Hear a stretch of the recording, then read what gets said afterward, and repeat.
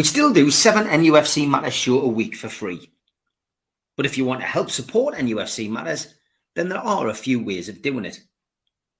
Hit the like button on each live broadcast and video. This helps the channel grow. Hit the subscribe button and select the all notifications bell so you don't miss a single show. If you want to help us financially, then you can join the channel using this button with the membership starting at $1.99 a month. Or you can drop us a donation in the chat using a super sticker. We're also looking for sponsors. If you'd like your brand advertised on the flyers for the show and featured during the ad break, then email john@nufcmatters.com to arrange today. A big thanks to all our sponsors: Skips and Bins, telephone 0800 25 45 25 3, email inquiries at skipsandbins.com, website skipsandbins.com, easy contract free and pay-as-you-go waste collection. A big thanks to Mr. Vicky's sauces. They are handmade in Cumbria. If you want to order some of these sauces, call 01768 210 102 or go to the website mrvickys.co.uk. Thanks again to United Group Travel. They are a UK coach holiday firm and they are based in Morpeth with pickups throughout the northeast. No strangers on our tours, just people you haven't met yet.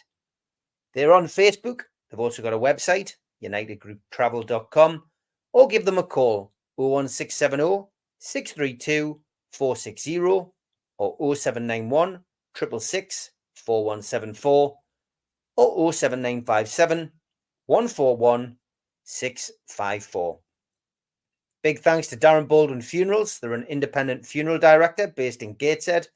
You can find them at their website, darrenbaldwinfunerals.co.uk, or give them a call 0191 478 2730 or email darren@darrenbaldwinfunerals.co.uk.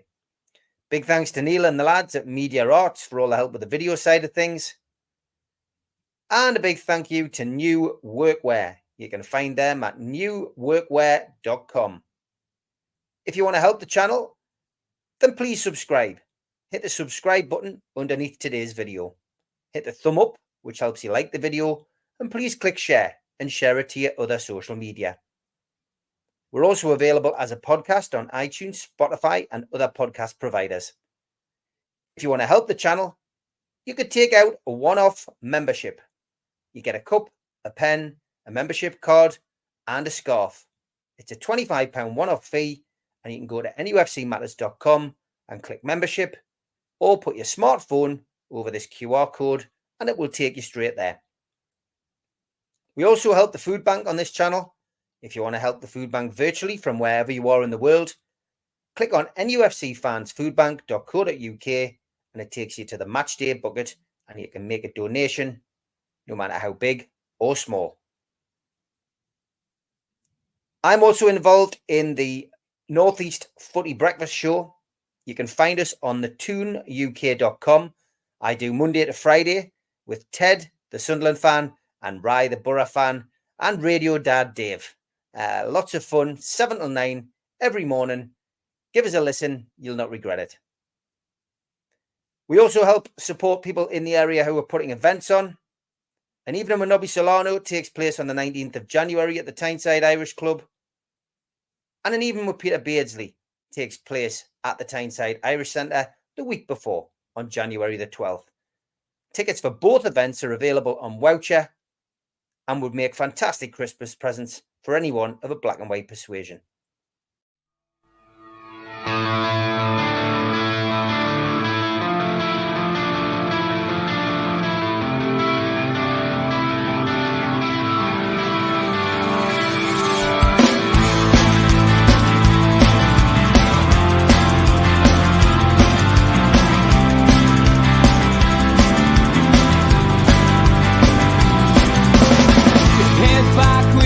Attack. It feels like I've been talking to myself again, but it's the only way you're ever gonna learn. You look back and it's all in the past. I'm dwelling on the thoughts I cannot say to you. If I don't say the words that make... Good morning. Welcome to nufc Matters with me, Steve Wraith. It is the Eddie Howe press conference review for the Chelsea game, which takes place today at 3 o'clock. And also maybe do a little bit of a Q&A at the end. Haven't done one of them for a while, so see how the time goes. And we might be able to fit one in. But as always, Matthew Raisbeck from BBC Radio Newcastle was first up at the press conference asking the questions to Eddie Howe. And first of all, asked him, about the squad being so small and, what the situation was with players coming back. And he said, you're completely right, Razor. It's a small squad. The majority of the players came back on Thursday to train, and it was good to see them all back together. Razor then asked him who's back. This was a very cat and mouse press conference from Eddie Howe. Isaac, he asked about, and he said, I don't want to give too much away. He said there are some players who are going to be back in the long term and some players who will be back sooner. That's all he really wanted to say. Razor tried his best, as every reporter would, and pushed him on Fabian Schär and Almiron. He said Schär would be okay. It was precautionary anyway, but he will be okay for tomorrow. And Miggy Almiron, he said, he's worked well since, the slight strain on his hamstring. So both available for today's game. Obviously, Eddie Howe speaking yesterday said tomorrow. Lewis Hall, of course, can't play against his parent club, said Razor, but has he settled in? And how is he settling in with regards to Newcastle United's ways and means of doing things? Eddie said that he was pleased with him, that his understanding was improving all the time. He's very committed to the training philosophy, and he's got a beautiful left foot. Razor then moved on to the opposition today, which of course is Chelsea. And he said that, that Chelsea now were improving. And Eddie Howe said, yeah, they've got a great manager. They've been in the Premier League for a sustained period of time. They've had success in the Premier League. This manager has managed in the Premier League before, and he's had success at that level. His stamp is now being put firmly on the team. Got to give them full credit for the way that they've played in recent games, and it's going to be a real test of our ability. So pretty much on par with what he said about every single team and manager that was played so far this season. He then mentioned home games. Razor obviously pointed to the fact that Newcastle have got a pretty good home record already, and clean sheets in abundance. And Eddie said, yeah, it's been very strong at home. He pointed back to the Arsenal game and said that it was a dogged and determined performance. The discipline level was good. And of course, the atmosphere was good from the supporters. And he said that we would need the same level of determination, the same level of discipline, and the same kind of atmosphere would be welcome from the supporters. So you know what to do, folks, today. On to Keith Downey from Sky. He mentioned the fact that Kieran Trippier had come home early from the England camp and just asked if everything was okay. There was no pause or concerns on this answer. Yes, he's in a good place and he is okay for the game against Chelsea. Keith then tried his best to find out a little bit more about injured players. Asked about Sean Longstaff. Obviously, rumours abound that he's out for a sustained period of time. We are analysing and checking, is what he said about Sean Longstaff. Make of that what you will. Keith then pointed to the forthcoming fixtures. Got 10 games in 32 days.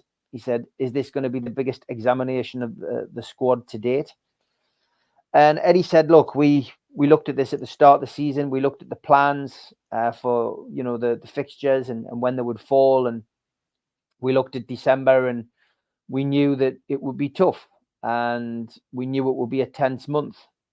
And obviously with the injury situation that we have at this moment in time, it's made that a little bit tougher. But we've got to roll with it. We've got to go with it. Try to make the best of it. And obviously, we'd like to avoid any injuries if possible. So it's a big ask. 10 games in 32 days and not getting an injury. You need to be very lucky. Maybe we've used all our bad injuries up over the course of the last couple of months, but never say never, I guess. When the chips are down, Keith said, you always seem to find an answer. Your team always seems to find an answer.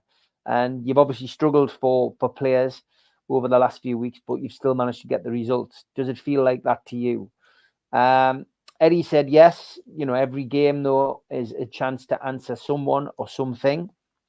He said, we've had to live with the injury situation for a few weeks now. He said, and we've also had to live with the result of Bournemouth for the last 2 weeks. But the last block of games that we had were good, the last block of fixtures. But now this is a new block of fixtures and we start afresh. Keith then said, I don't suppose the medical team has had much time off over this international break. Eddie smiled and just said, yeah, they've been busier than we would have hoped they would have been over that period. Keith then asked him about the Premier League meeting and the results on the vote. Of course, the much talked about vote about being able to sign players from clubs which your owners have an affiliation with. And Eddie answered this question as I expected him to, very calmly, very calculated. He said the Premier League vote not only involved us, it was not a sole Newcastle United vote. It involved other clubs. He said we had our view and we voted and we came out the other side. It's not the be all and end all for us. And, my main focus is to get our players fit and to essentially, get a fully fit squad. Keith then probed again on something that was talked about in previous press conferences. We are getting closer to January, of course, with transfers. Does it make the injury crisis make it difficult to make a decision on transfers? And he just said, look, we will have to be reactive. Decision will be made, when the window opens. And, we can't really say a great deal about it at this moment in time. We can't look at this January situation because we don't know what players who are going to be back. So ultimately, same old answer from the same old question, and pointed again to getting players fit. He also said that he reiterated that the vote wasn't just about us. We were relaxed going into that situation, he said, and we'll come to the transfer window when it's here. But of course, we are making plans behind the scenes, but nothing major because we need to know how the land lies. Will the plans change if you go out of Europe, said Keith. Yes, said Eddie. Dawn Thulis was next, and already in the chat again, I can see a lot of people talking about the female interviewer, reporter. It wasn't Louise Taylor yesterday. Louise Taylor wasn't there. It was Dawn Thulis, who works for the BBC, formerly of ITV. She was there, and she asked the question, does the vote and the way the vote went give the club an advantage to bring in high caliber players? Eddie got a bit touchy at the answer, I guess. He'd already answered the question. He's asked the same question again. It's a vote for all clubs involved, and I don't see why the focus is on us, he says. But does it not give you an advantage? Dawn said. We're all the same, all of the clubs. I don't really see how it gives us an advantage. She then changed tact, and I've got a lot of time with Dawn. I've done a lot of work with her. She's not she's not a journalist who looks for controversy. She simply didn't get the answer to a question. And I guess like all journalists, she goes in again and she asks again. I would have read the room in that situation. He'd already given an answer to the situation, and he clearly wasn't happy about it. She then goes, Chelsea concede goals, they score goals, but they do concede goals. Have you been looking at that? Eddie moved on, and he basically said 8 goals in 2 games. Yeah, you can see a team that can score and, has outstanding players, but we analyze all teams, and we manage we analyze all managers. So, we're not changing our tack just because of that. We then moved on to Bruno. And basically, Dawn said, when Bruno doesn't play, you don't win. Does he make a big difference? And he's never going to single anybody out. He's never going to look at anybody and say, that player is the best player at the club. But he did give him some praise. He says, you're always going to miss a player like him. He's a catalyst for players, and he's a catalyst for the fans. He says, we're missing Sandro Tonali, but when Bruno comes back in tomorrow, yes, it gives us a lift. So, that was the answer he gave to that question. Dawn wanted to know about Sven Botman. Eddie didn't want to tell her. Unsure how long, we know what his injury is, was the answer on that. So no news on Botman, although there had been rumours circulating that Botman could be available today in some way, shape or form. So we will wait and see how that pans out. Andy Sixsmith was next. How many times have you watched the Bournemouth game? Now, Andy knows that Eddie watches all the games. He often asks him about this. The answer was quite surprising, I've got to be honest. 5 times in the last 2 weeks, and I've seen things slightly different. But he says, I've also been looking at Chelsea. He says, but the reason I watched that game so many times and got so many different things from it is that we may well be in that situation again, with personnel, lack of personnel, with fatigue. So analysing a game where we lost in that situation was very important. Great to see the gaffer doing that kind of work. Have we seen the best of Isak? Was Andy's next question, because his time on Tyneside's been permeated by injuries. Eddie said yes, I think we have seen the best of him, but the best is still yet to come. He said Spurs last year, he was irresistible, and he'll be gutted with this latest injury that he's had, because he was in a real good vein of form, and it's a real shame to see him sitting on the sidelines. No indication as to whether he's available today. Andy then said, it must be good to see players doing things with the community. Joe Linton, of course, the sale of those shirts raising £12,000 for the food bank. Yeah, he said, I wasn't aware of it. That's great to hear. He's a great person. He's got great human qualities. And it's good to see, players doing their bit for the community and giving to good causes. So, yeah, credit to him. Andy then moved on to the clean sheets, and, how much importance is that being on, the recent run of form. He said, yeah, it's very important not to forget that and not to lose track with the positive things after you've had a bad result. Last season, we kept a solid unit together. This year, we haven't been able to do it, but the players have come in and done well, and we still managed to be able to defend well. Simon O'Rourke from ITV was next, and he basically said absence of key personnel creates opportunities for others. How has that worked out for Newcastle so far this season? And he basically said, yeah, you've got to be able to see the positives, because when you do have injuries, it does give a chance for other players in the group to come in. And, he said some have come in and seized their opportunity. They've grown themselves as players. They've not had many chances, a lot of these players, but, now is their time to try and stake a claim. Damien was next. Was only one question for Simon. Is there a feeling that you may have to wrap Alexander Isak in cotton wool when he comes back? Eddie paused, laughed, thought about it, and said it's difficult really to say that with a footballer. He said, but obviously with the injuries that that Alexander has had, he said we need to be sensible. And we need to be sensible in what we ask him to do. Damien then said, with the 10-point deduction for Everton, does that show wisdom in Newcastle United's approach to financial fair play in the transfer windows? And Eddie said, yeah, look, it's been difficult for all clubs to get their heads round financial fair play. He said, but all we can do as a football club is work to the guidelines and do what we do well. He says, but I'm sure Everton will come out of this situation.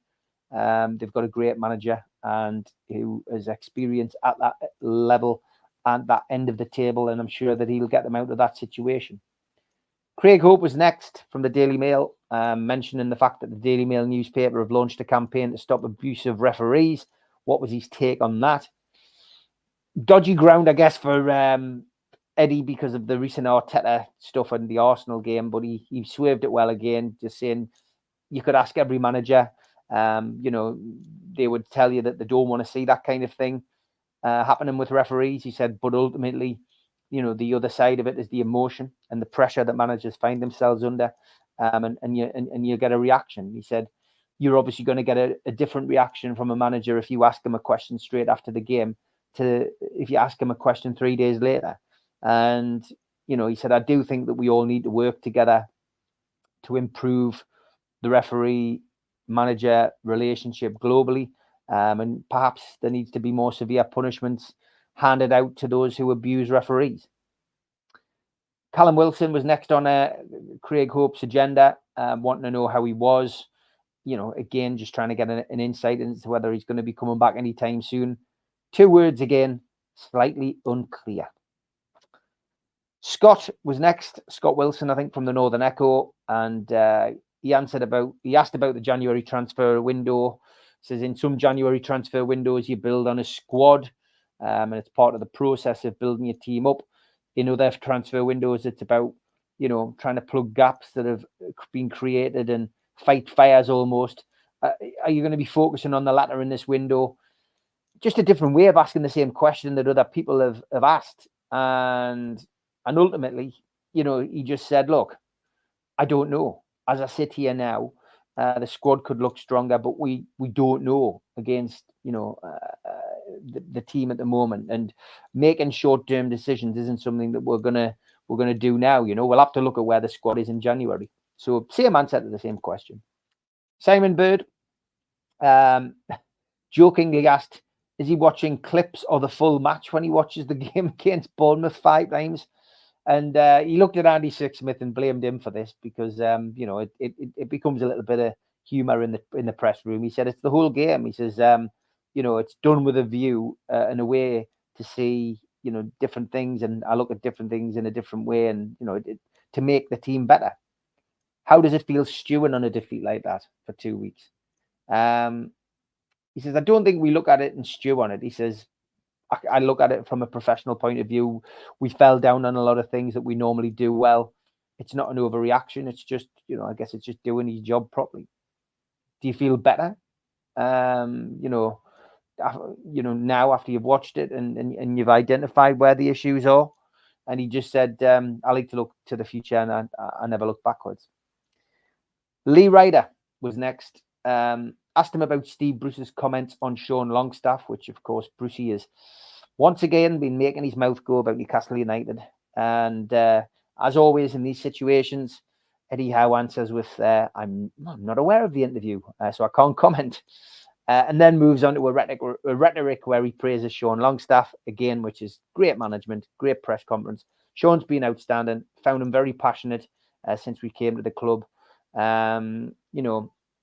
If he's got an under-21 game on this week, he says he'll go and watch it and go and support them. He loves the club. He cares about the club, and he wants to give back. Lee Ryder then asked him about how proud a moment it was for him to get the captain's armband recently, and he said he's a leader, and he's a future leader to come. He's got a nice way of speaking to players, but in an authoritative way. He's very articulate. And, long-term potential, captain material, which is great to hear. Geordie lad captaining the team. PSG coming up after this, and then Manchester United. How are you managing, the squad over the next week? I'm unsure, said Eddie. That game really does come so quickly after the game against Chelsea, but as always, we're focusing on the Chelsea game and nothing else at the moment. Damien was next up. Because of the availability or lack of availability of players, would it be safe to assume that Tino Livramento is going to be the person who will be playing left back on Saturday? He's one option, said Eddie. Wouldn't give him any indication. He said, out of the new signings, Tino's played 90 minutes now. How pleased are you with his development? Eddie just waxed lyrical about him, said he looks strong, he's performed really well, and basically just praised him to the hilt, which he should have done as well, because the kid's done well. Jordan Cronin was next. If you do need to strengthen in January, are you confident funds are going to be available? Eddie said, I've not spoken about that, so I'm unclear, but there is no demand to invest in the squad.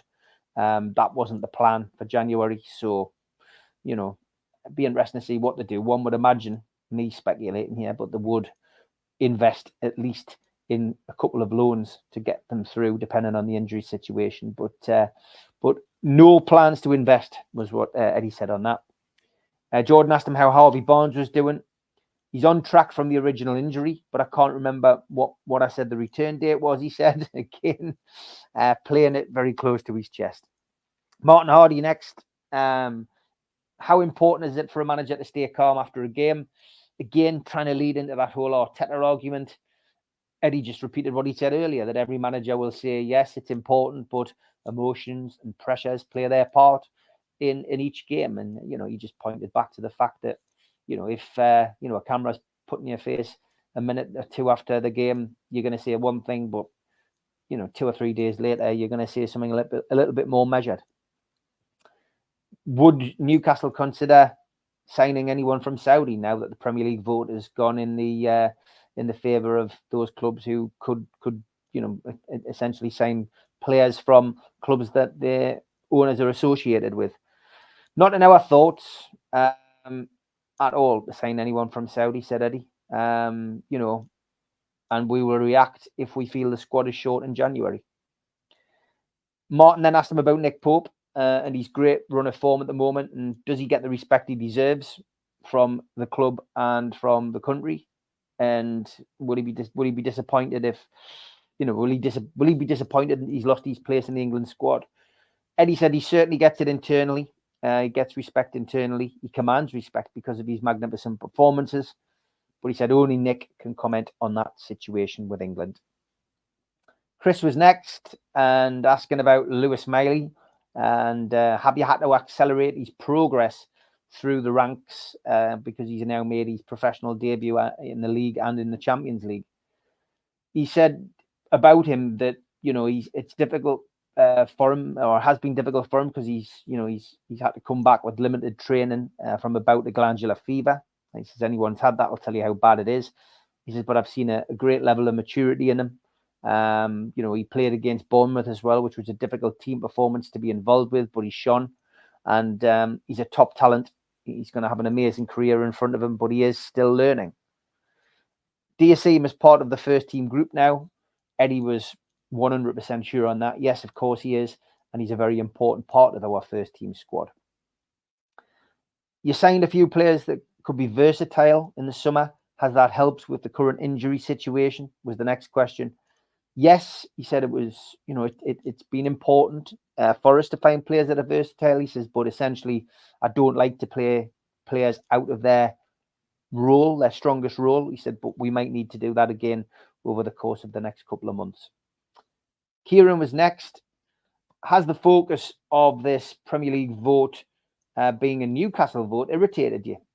He smiled and laughed and said, nothing irritates me. He said, but I did find it rather odd that the focus in the media has been on us as opposed to the other Premier League clubs and Premier League clubs that are involved in general. How's Sandro Tonali doing? Asked Kieran. He's been training well. He says very well, in fact, which makes it all the more frustrating that he's not available for selection. And because he's got such a long period out, I'm very impressed at the way that he's conducted himself. Is he coping with the ban? Kieran asked. Yes, he's coping very well. He's doing extra work. You wouldn't know that he was unavailable to play.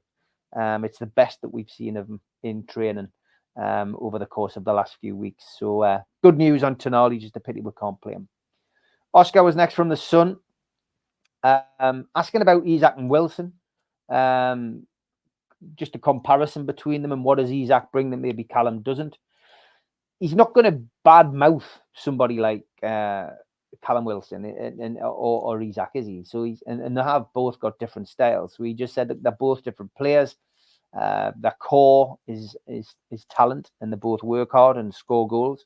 He says, if I have to say there's a difference, well, Alex comes a bit deeper, whereas Callum's more rather a fixed nine, and he gives us a different option, Isak. So, two completely different players. Difficult to draw a comparison, I guess, between them. And again, you don't want to get sucked into this, well, he's better than him kind of argument when you're the manager of a team.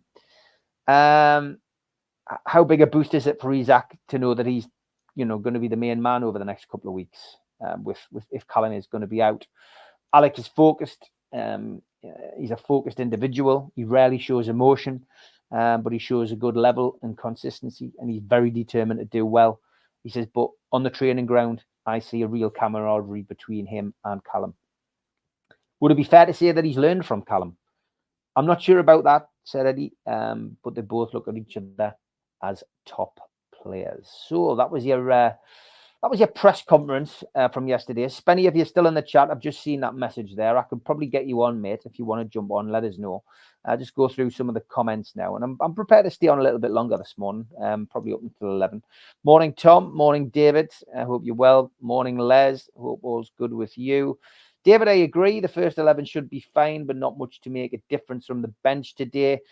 Yeah, that's the problem, isn't it? Especially the high intensity game that Newcastle play. From our perspective, it's have to have those subs available, and we don't. So there's not much we can do to change it. We have to get our game plan right. It's going to be a tough game today. There's no doubt about it. I predicted a 1-1 draw last night. I was a bit more confident on the Superman Gibbo show, but looking at the availability of players, I think I'd gone 2-1.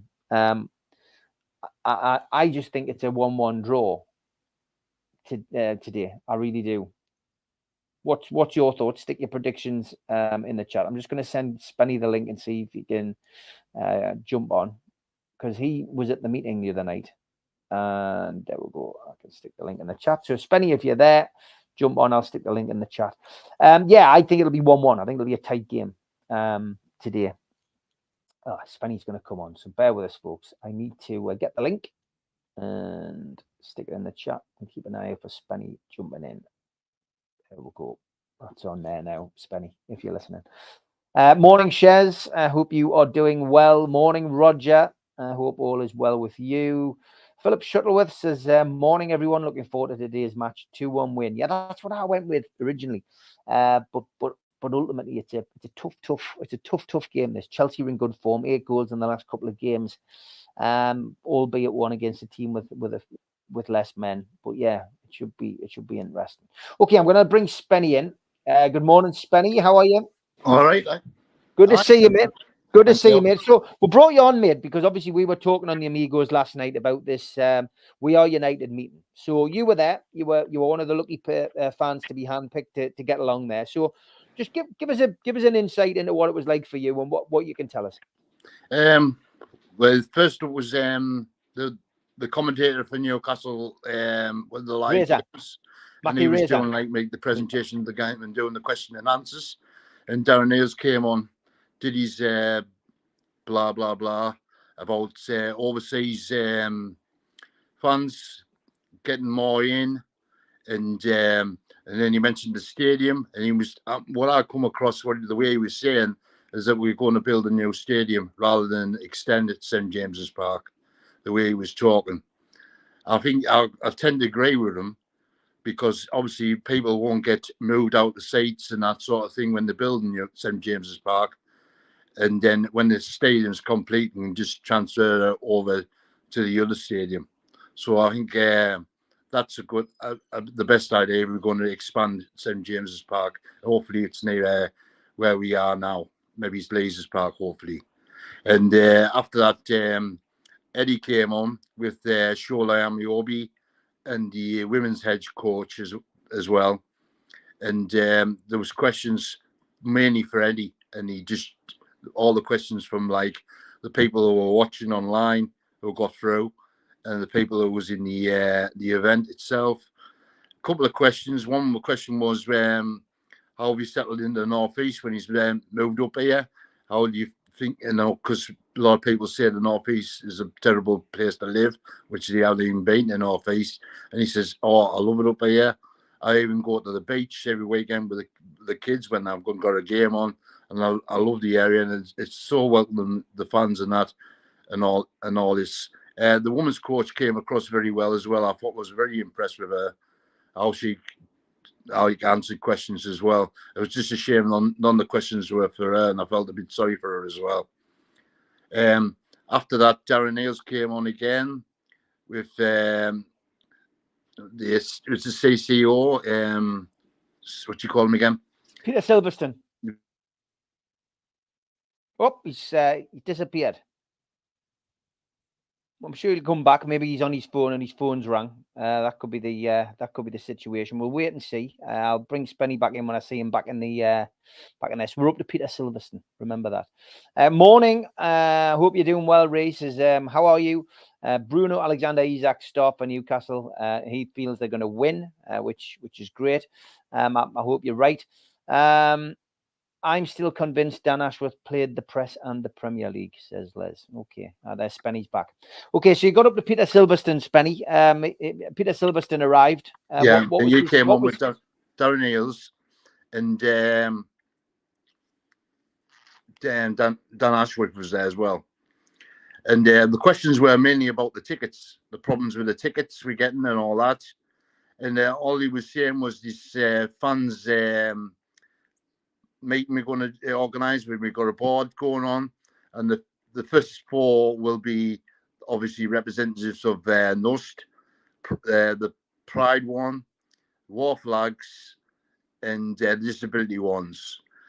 And he also said he'd be chairman of the board and a Newcastle representative as well. So there'll be four going out for individuals, but two of them will be under 25 because he likes Burnley's approach. He's looked at Burnley's approach about the same thing, and he thinks that under 25 should be on that board. The next one should be an international fan, and then the one after that should be one who's like a local or a season ticket holder or a member, which they imply, as people will know, it's all on their line to apply. I think Mitch has already applied for it, so good luck with Mitch. The other questions really were about the ballots, why it's not working and all that, and the audience had a go at a poll. They had to put a poll up about it, and it said, what as a member or a season ticket holder would you prefer to be priority? And then obviously the ballots came up first because that's the issue. The second one was more preference for tickets, like for individuals. And the third one was hospitality bit when you go into the, obviously, your restaurant bit and all that as well. What he said was about the ballots, upon 30 of people who enter the ballot get tickets. So there's only 67% that don't get tickets. He also said 10% of them people who put the tickets are only one, like 10 people, are only ones that's getting a ticket every time of the game. No one else is getting the game. Every game is only 10 members getting a game, which I thought, and I wanted to ask him, but obviously audience participation wasn't allowed. You weren't video. You couldn't video it. You couldn't take pictures of it. The event, which I thought I flabbergasted at. Am I here just to sit here and just listen to you? I felt like it's one of your events, Steve. To be honest, I know we interact a bit more on your events, but it was just like one of yours. You know what I mean? You had the questions of people and just answered the questions. There was no there was no, because I wanted to ask him, the first question I wanted to ask him is how many members we have, because no one knows how many members we've got. And this carry on about the Luton tickets is absolute disgrace, what they're doing. But I sat there and just listened, and it's like being going back to school and just sat there and said nothing.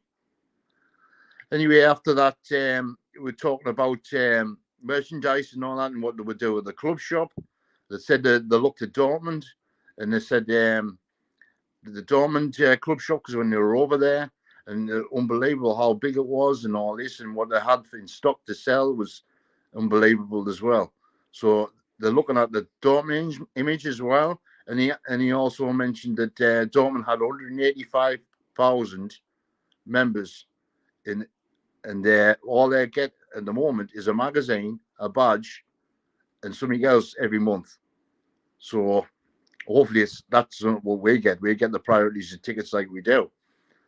I did ask him, I says, have you any more situations we can go to and any other ones you've got other than the way we're going forward here? Because the box office itself is absolute garbage. You can't get through. You're there hours waiting. You go up and get your tickets as a queue there. But I was just sat there frustrated. All he said was, as well, I think one of the lads asked it through the online, and he said they're on about expanding the box office a lot bigger, so there's more people in, so they can answer phones. And I thought to myself, why has he not done this at the start of the season when he knew all this was going to happen? Anyway, the e-tickets situation, apparently we go through an agency sort of thing who provides these e-tickets, and Man United, Arsenal, Man City and all them have got them, Man United, aye. And we are top, apparently, after the first season, how we've coped with these e-tickets. So, I don't know. I think he's living in a dark world, because I don't think he's saying what's happening around the back of the East Stand. The people queuing and they can't get in 20 minutes into the match. And after that, we had another question and answer, and I'm going back with Eddie, and Eddie was asked, what about the transfer situation? He says, I haven't been involved in that transfer situation. I've just told them what areas we need, and they come back with names, and I'll look and discuss it there. And Shola turned around and said, how he does the loans. The loans always go through Eddie. He tells them where the players go out, not actually Shola. He just tells Shola what to do and where they should go, what teams should recognize the same level as what we do and do the same thing. So it's nothing different when they move over there. So I think Shola's just sitting there just lapping it all up for me. Anyway, after the session finished, I went over to see Dan Ashworth. I had a big crack with Dan. He asked us who my favourite signing was in the summer. I said Tyne, of course. I asked him as well, where would there be the main position of this transfer, window in January? And he just put his head down. I thought, he's not going to answer this. And I just said, is it a striker? And he just nodded his head like that, as though not to say anything to us. So I think I've covered everything, Steve. I know I've said things to you. Has anything I missed out? No, I think that's spot on. I mean, for me, I just think it's rather strange for a club that is trying to be transparent should vet questions. I think we're all mature adults when you go to these things. I don't think anyone goes with any intention of causing a ruckus. I think under the previous owner, that was certainly the case. People weren't happy. But you speak to Steve Hasty, we heard him last night. He used to be part of the fans forum. The meetings would go on for something like 3 hours, and people were held to account. People were asked the awkward questions. So I'm not quite sure why questions would be asked in that particular way. You have to send them in so they can be vetted. I disagree with that. I really do. But like I said last night, I'm not having a pop at Newcastle, because I think having fans events like this where they give people an opportunity to go, I think are great. You've now been, I think it was a major letdown on the technology side of things. Did they say anything about that on the night, Spenny? Nothing at all. Nothing at all. They were just happy, Larry. They didn't even discuss people getting online. How many was online or nothing. They just trundled on with it as though it was rushed to get us. All they wanted us to do is see us being there for their own benefit. For me, I was upset more than anything else when I left, because I was looking forward all week to meet Eddie and all that. It was just like a meet and greet thing, really. That was all it was. You know what I mean? The meet and greet, they just showed Eddie Howe's there and all that, and you know what I mean. And that was it. I was just disappointed. I'm still gutted about it, because I really wanted to ask some questions, and you know what I mean. I put a question in. I was lucky enough to have about 2 or 3 days to put a question in at 3 o'clock before the event started. I put my question in was, how many members have we got in the club, and how many tickets in an average in a week, like a weekly week, to buy tickets for members. How many tickets are there and how many are sold? But nothing. I had my tickets all wrote down. All my questions wrote down for them. But and none of those questions were asked, Benny, sadly. No, nothing. Nothing was. That's the main question I want to ask. How many members we got, so we know by the ratio how many are getting them or not. And I'm hazard a guess 33%. And I'm not sure how many the Premier League they have to give by the Premier League law to put tickets online. I think it's 1,000, 1,500. So 33% of 1,500 is not many members, is it? No, definitely not. What's your thoughts on this advisory committee then? Because obviously, you know, an advisory committee, it's a bit like the fans liaison committee that we had back in the day. I was the fans liaison officer. Fans liaison committee was voted for. It had to be done through an electoral process. It had to be all, you know, done in that particular way. So this is very similar. In a lot of ways. Are you happy with the fact that, you know, that certain organizations have got a part on that board without being elected, and that, you know, that somebody from War Flags, somebody from NUDSA, somebody from NUST is part of it? Do you think that's right? I think it's not right. I think it should be all just fans. It should be fans and maybe member groups as well. I can't understand why you need a Newcastle staff to be in it, and Darren Eales. Maybe go in and have the additional 10 people there who are supporters. You know what I mean? And then him come into the meeting and explain what's happening and all that. But I can't understand why he has to chair the meeting. It's the same as though if whoever gets in, he's going to go in the meeting, he's going to tell them how it is. This is what's going to happen, and there'll be no arguments. I've taught lads from NUST, and lads in NUST say that they're put down questions when they've had this monthly meeting they have. They put the concerns forward, and most of the questions don't get asked. Believe it or not. And that's your supposed to be your main fan group. Well, yeah, the trust is the main fan group because the club have to deal with NUST.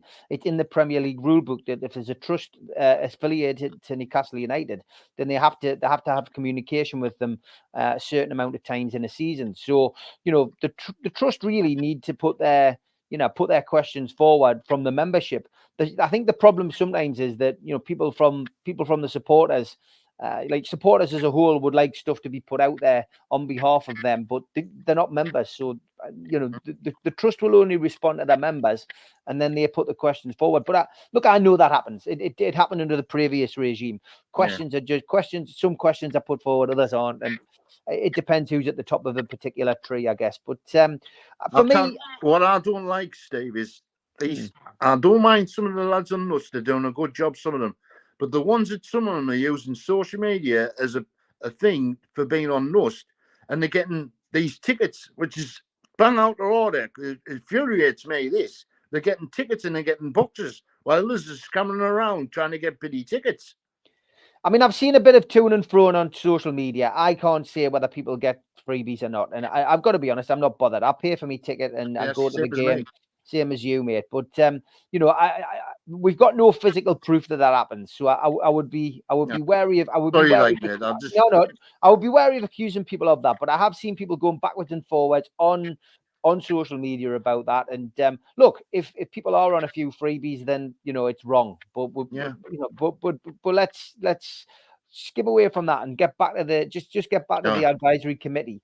I mean, is there any indication as to what kind of things they're going to be discussing, or is it going to be pretty much what we saw at the meeting the other night, where you'll put questions forward, fan related issues that they might come back with answers with? Is that what it's going to be? Is it a different version of the fans forum, but a little bit more organized with Darren Eales as the chairman? Is that what we're talking about here? No, it is organised, because you mentioned the changing the badge as well. Discussions are changing the badge in Newcastle, changing the stadium. What feedback we got off the stadium? Should we move or should we extend it and all that? All that's going to be in that's what he said. All them things is going to be in it. What he's not going to go ahead with, and he hasn't gone ahead with the stadium expansion yet. He's got the people that's come in to have a look at the stadium, but he hasn't gone forward. He wants the feedback on this. He wants to get this away so he knows exactly what the fans want. So when you're on this fans advisory board, you're going to be like talking for the fans. Right. You know what I mean? But I hope these people who do go on it come on the social media or whatever it is and ask the fans themselves and do maybe a poll or something like that and see what they want. I'm hoping that like a decent working class lad or lass gets on and has followed this club for years and years and paid the money all these years. They don't have to pay the money, but I'm just saying, and knows and as passionate as me and you are about Newcastle. Okay, well, it'll be interesting to see what people make of that out there. Stephen, morning. He says, "Hey up, Steve, and everyone. Enjoy the day ahead. Much respect." David says, "Feasibility study, more to do, not possible to expand to justify new ground, maybe." Yeah, the new ground situation is something that interests everybody, and potentially changing the badge as well, another contentious issue. But if they seem to be relating questions to fans and asking opinions, that's the way forward. And I guess, Spenny, as well, look, the season ticket holders, they can contact us all. They can contact everybody. Yes. That's the easiest way to gauge opinion from those who attend the games. Send them an email and ask them to fill it in. Yeah, well, that's what he said he was going to do as well. He was going to send the question and answers to fans as well. On Friday, he said it was going to go out Friday, but I haven't received anything yet. He said that was going to go out Friday and see what the feedback on that is. But he did say it, the one I went to last time about the tickets, the feedback's come back and he's took it on board. But the things I put on and some others I put on haven't been looked at. He must know. And like when Silverstone said, "Oh, sorry, I forgot about this," apparently Silverstone's been going on these ticket sites trying to buy tickets, and there's no tickets there to buy. That's what he said. So it's been not right. And he looks on social media and podcasts as well. So I hope he's not watching this because I'll probably be banned now. No, listen, you've just given an honest opinion, and I mean that's what podcasts should be helpful to the club. Like I said, podcasts are critical friends. Ultimately, Peter Silverstone, good morning, sir, if you're listening, should be listening to programs like this and going, actually, that's a valid point, and reading the chat, because we've probably got the best chat, I would say, in the Newcastle United podcast streams. Definitely. A lot of great people in there, a lot of sensible people, a lot of people who are around the world who can't get to the games, some people who are in this country who haven't got season tickets, but people who've got an opinion. And I think being able to gauge an opinion from platforms like this for Peter Silverstone is very important, and Darren Eales as well. So yeah, great stuff. I did ask Dan if he would go on the podcast, and he says you'll let us know. Good stuff. Always grafting, mate. You're always grafting. Last thing before we let you go, just looking at the answers from Darren Eales in particular in the press after the meeting, suggesting that he might go back to a waiting list and scrapping the ballot as it is at the moment. Would you see those are two good things to come out of this? A waiting list, yes. Maybe I think he mentioned the waiting list for the season ticket thing. So I'm not sure there still is a waiting list for season tickets. Mm-hmm. That's what he was going across, because he said that many people want tickets. I might encourage like a waiting list instead of that. So you put your name down as a waiting list. Maybe it's for it, and maybe I got it wrong. Maybe it is for tickets, and they go through the list. Well, what's the difference in doing the balloting? I think it's a season ticket waiting list that he was talking about, that they were going to go back to having a season ticket waiting list. And I mean, that would tie in with having a new ground. Rang up last week and asked about, am I still on the season ticket waiting list? And she said yes. So there must be a waiting list still on. Well, I've been told from other people and seen it on social media that there isn't one. So that needs a bit of clarity. If there is one, isn't there one? Who knows? It's becoming ridiculous when there's so many cross messages. Some of these things need to be answered, and some of those tickets that you put up, some of these questions you put up about tickets, etc., weren't answered. We need some kind of clarity on it. So hopefully the club listens to the podcasts, listens to the feedback from all the different fans groups and organizations, and hopefully they come back with some kind of answer to some of these questions which we're not getting answered at the meetings. But I'll still say credit to Newcastle for holding this particular meeting. credit for inviting people, and it's certainly a process which, I've put in for everyone so far and not been invited to any. My dad got invited to one, but he doesn't go to away games.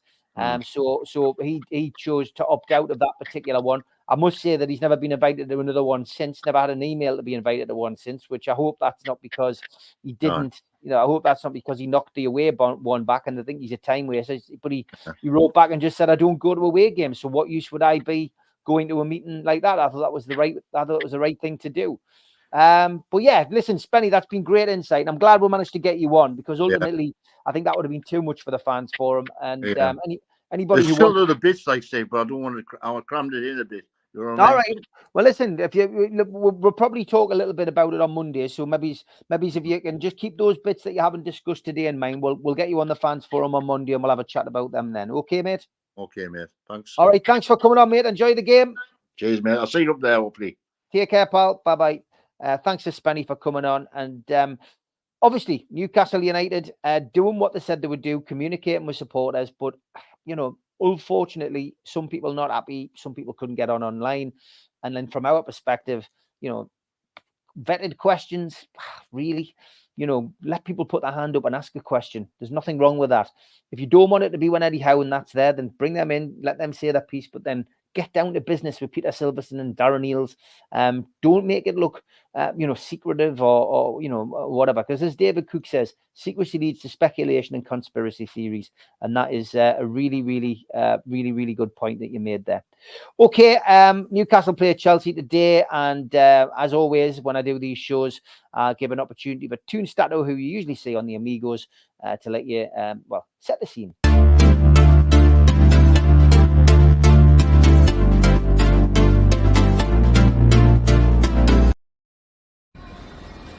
Hello everyone, recording live from the Edinburgh train station. I'm on my way to Newcastle to see the game tomorrow live.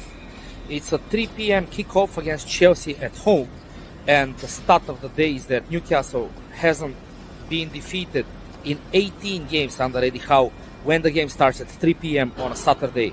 12 wins and 6 draws. Now the bad start is that the last defeat was indeed against Chelsea at 3 p.m. on a Saturday back in October 2021, and I was at that game as well. Now, on a positive note, I have seen 5 games against Chelsea at St. James's Park, and we have won 4 of them. Now, when it comes to Newcastle, we have won 4 consecutive games at St. James's Park with a clean sheet. The last time we won 5 consecutive games with a clean sheet was back in 1907, when we also won the First Division title. When it comes to Chelsea, they have 3 consecutive wins away from home, and Cole Palmer has 6 goal involvements in their last 5 games, including 4 goals from the penalty spot. The only other player to score 4 penalties in 5 games in the Premier League is Riyad Mahrez for Manchester City a couple of years back. In the previous international breaks, Newcastle won both of their games, both of them at home, against Brentford in September and against Crystal Palace in October. So let's see how we fare on Saturday, but we should be optimistic despite the number of injuries.